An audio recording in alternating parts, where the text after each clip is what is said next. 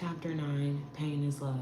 Once I had been in Hollywood for a few weeks and had regained a certain amount of confidence, I was ready to try out my new life. It was January 2000 and I was 21 years old. I still felt unworthy of any kind of praise or acceptance, but all I needed was the night outfit and enough makeup to mask these insecurities.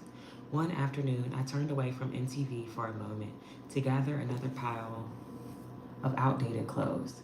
And just then, something drew me back to the TV screen. It was a new voice. It was a raspy, commanding, and the words were sharp and titillating. The singer's skin was dark and his body was cut. He seemed short, but was very big in presence. I waited immensely for the end of the song, and I could read the credits and commit his name to memory. It read, Ja Rule, and I whispered his name as if to place it upon my lips for tasting and followed that, I want that one. I drove to the Garden of Eden, a popular nightclub just 3 blocks from the hotel, and one which Ice and I had gone pretty frequently. I went alone that night, as I would become as would become atypical for me. The club was very crowded, so I settled at the bar. I felt I had better start drinking and fast because I was so nervous.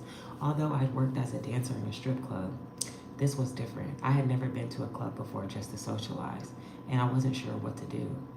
I was certain that the liquor would tell me. I mingled a little bit, but before long, I grew increasingly bored. I was new to the club scene in this respect and hadn't found the purpose of it all. There was a whole upstairs portion of the club that I hadn't discovered where they housed the VIP section. After a few bats of the eyelashes and a smile or two, I was let up. It took about 2 minutes and I entered the VIP section before it happened. I saw him and I had to blink twice. I was looking at him and couldn't believe he was looking at me. As I stared, he flooded his bloodshot eyes with eye drops. Then he made his way toward me and swallowed so hard it felt like I popped an eardrum.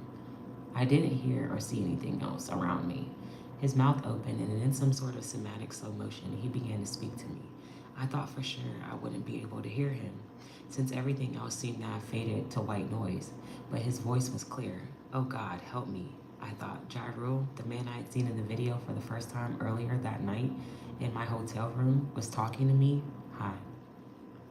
He was beautiful, the way those first words sashayed beyond his lips and slammed into mine. The confidence he embodied, he was just as I thought he would be. The way he was on the television. It was like he had my words and followed me here, just to make my wish of wanting to meet him come true. Good morning.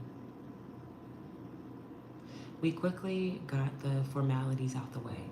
How are you? He asked. Where are you from? Blah, blah, blah. To tell the truth, all I wanted... Hi. Hello. To tell the truth, all I wanted at that exact moment was for him to touch me and to take me with him. I felt inadequate, but I put on a confident front. God, I hope he doesn't see through this lie, I thought to myself. And just as I felt him moving closer to me, he abruptly turned to look behind him. Then he backed away, looking at me and shrugging his shoulders as if to say sorry. I knew she wasn't a girlfriend or wife. I could tell from her posture that she was just as insecure at the moment as me. As soon as I came to that conclusion, I became more determined than ever, as if her self-doubt fueled my assurance. Let the games begin, I thought. Just as this ran through my head, the lights came on and it was time to go. I would not let him get away from me. Diary of a Video Vixen. He may be going home with her tonight, but starting tomorrow, he will be mine. I scrambled around looking for a piece of paper, a napkin, anything to write on. I pulled a nearly inkless pen from my purse. Just as he got a few paces past me, I tried to bind him, grabbed his left hand as she held his right. Corinne's dog, bitch. Grabbed his left hand as she held his right and pressed my name and number into his fist. He looked at me and smiled as I brushed past and walked away ahead of them through the doors. He was mine.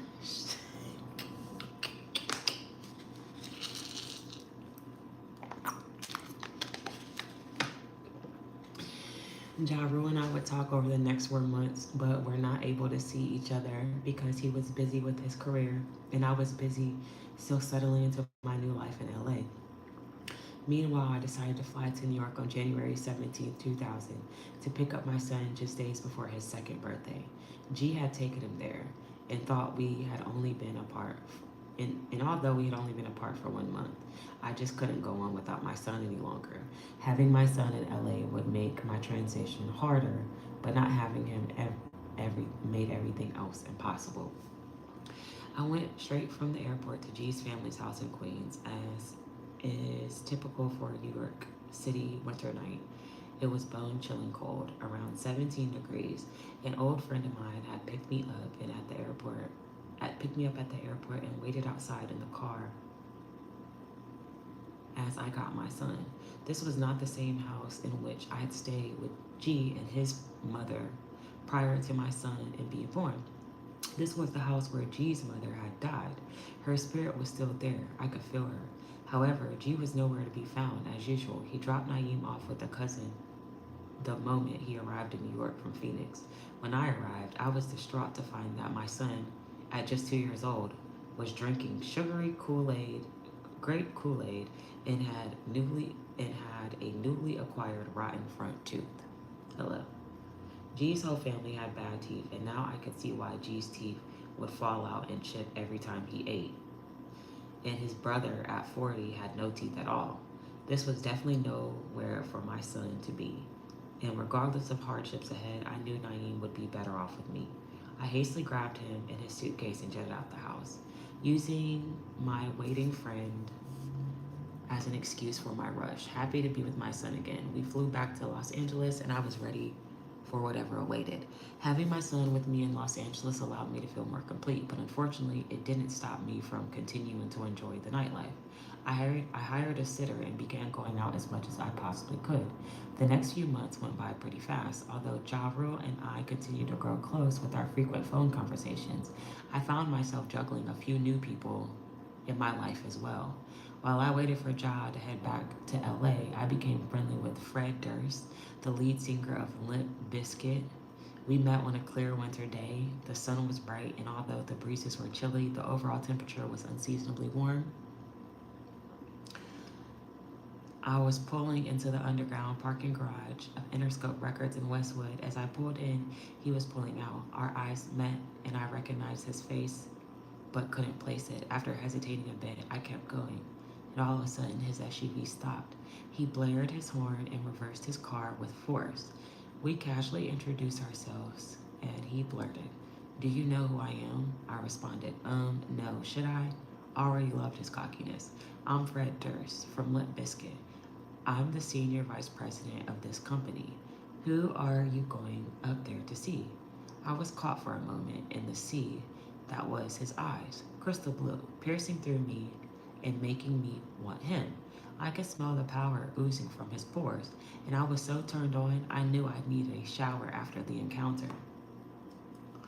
"I'm going to see my boy, Big Chuck," I spurred as he cut me off to tell me that he knew Chuck really well, and he thought I was beautiful.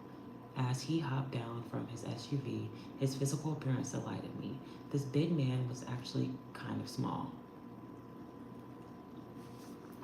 He had this swagger about him that commanded attention. We exchanged numbers, and I listened intently to every word he said as I watched his lips beckon to me. He said he would be back at the office in a few hours and he would call me then. I remained outwardly calm, but inside I was overwhelmed. I was mesmerized and flattered. Once he sped off, I was alone with my drifting thoughts, breathing once again. I could jump around a bit, which is embarrassing to admit, but I regained my composure and headed up to see Chuck. My time at the Interscope office was brief, but I hesitated to leave. Like a girl with a high school crush, I thought. What if Fred calls and I can't get to him in time? What if I never see him again? So the parking garage emptied. I stayed and waited for Fred to call me. Finally, we spoke, but I was too ashamed to mention that I was still outside the garage where we had met 3 hours prior. I went back to my hotel room, exhausted from hoping and pretending, but I was also determined he would not get away. By April 2000, Ja Rule and I had spoken so much over the phone since the first night we met that I had grown to know him pretty well. He was coming back to Los Angeles after spending a few weeks on the East Coast. I couldn't wait. An ultra luxury hotel on Burton Way in the heart of Beverly Hills, room 416. When I think back to this night, it was funny to recall how, in the midst of such grandeur, I was so casually attired. I was in a tent.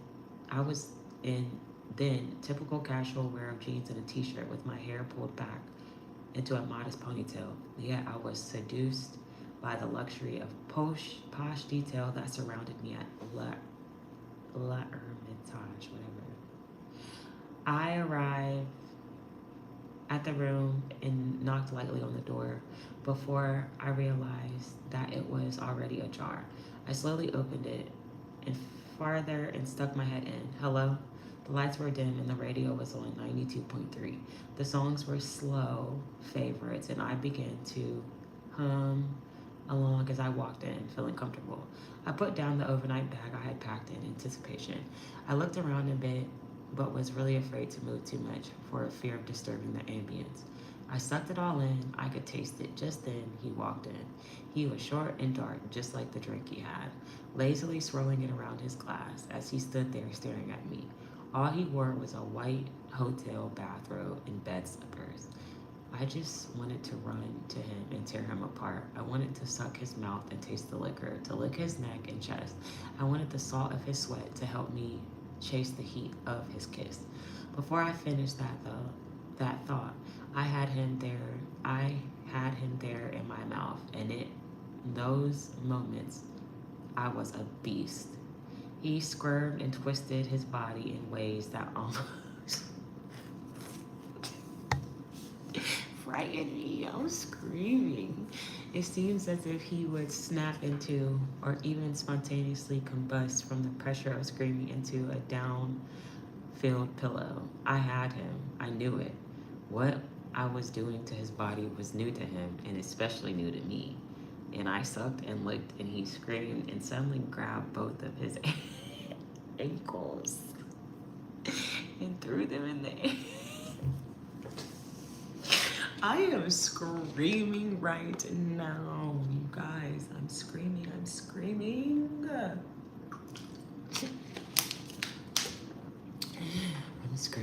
Threw them in the air. I was powerful at this moment. I discovered something new. I had the power here. Glass vases filled with marbles crashed all around us as he began tossing lemons from the bed. As the marbles scattered, we laughed in unison. We were just beginning. The rest of the night, we explored countless positions. I remember the exact moment that I first lay on my back for him. I looked up at him as if he knelt before me. My legs were wrapped around his waist, and just before his body was to merge with mine, I noticed his upper right chest. On it was a tattoo with the words, "Pain is love." I ran my fingers over the prophetic words. Ja entered my body and I felt both pain and love simultaneously. As I looked to the ceiling above, I cried silently, and the words of the Isley brothers, "Voyage to Atlantis," played in my head. As the first warm tear rolled into my ear, I whispered to him, "Promise you'll always come back to me. Promise you'll always come back to me."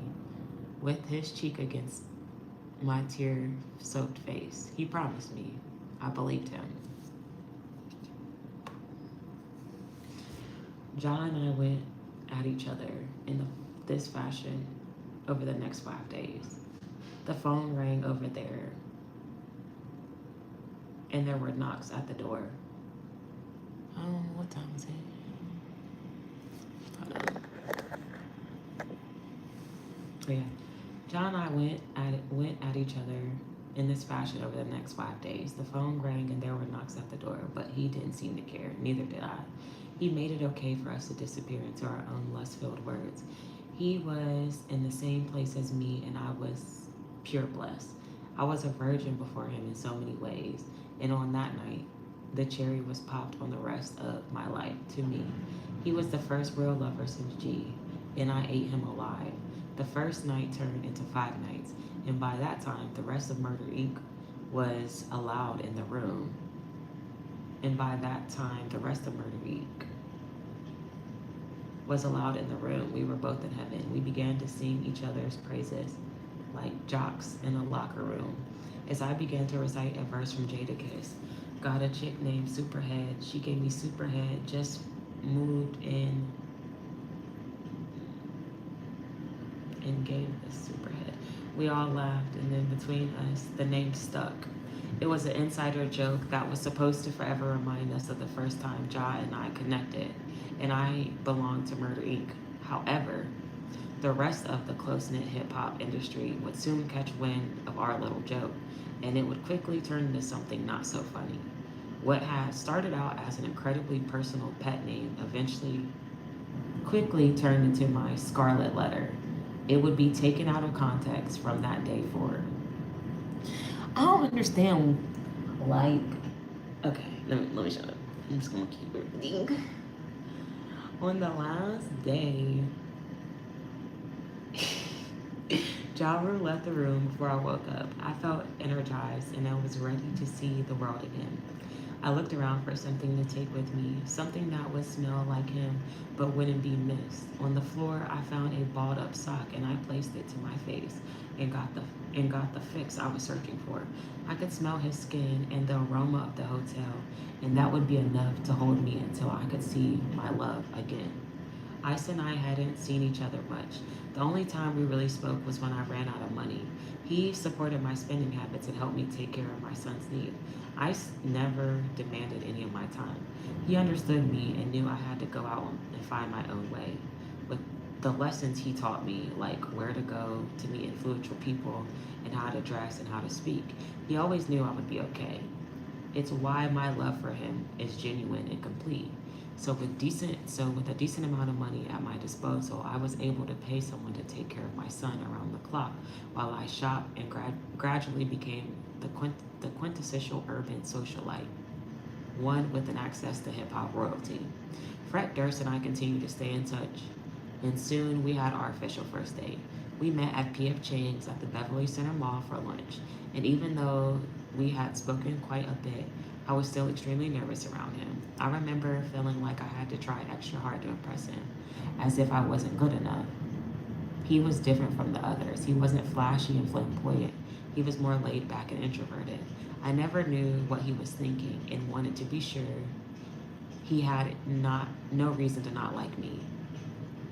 We sat and talked and got to know each other, but something happened at the table that stayed with me. Fred ordered 5 different entrees just for himself. I was confused, but didn't want to seem young and inexperienced. So I just watched his movements. He seemed to be the same as me, a bit depressed and lonely, a stranger to love, searching. He opened up to me about himself, and I felt special. Just as his story was getting good, our food was served.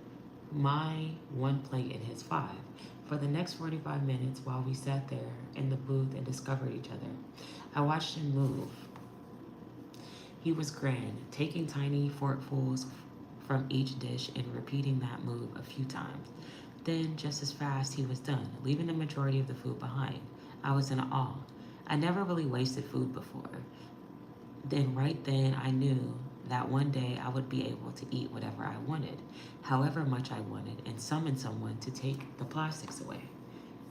In my experienced mind, it was the height of glamour with all of his tattoos, body piercing, and worn way of dress. Fred had an air of prestige to me. I silently hoped for him to want me. After we ate, I accompanied him to the studio to watch him record. He let me read his lyric book. He'd written the most hateful words about love and lack therefore. There were pictures he had drawn of people he knew and images which were unrecognizable and disturbing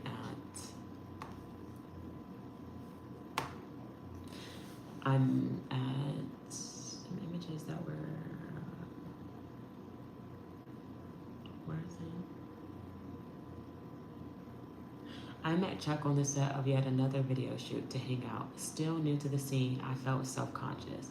I wasn't like the other girls on the set. Despite my trust with Ice-T and Ja Rule, I felt pain and unworthy.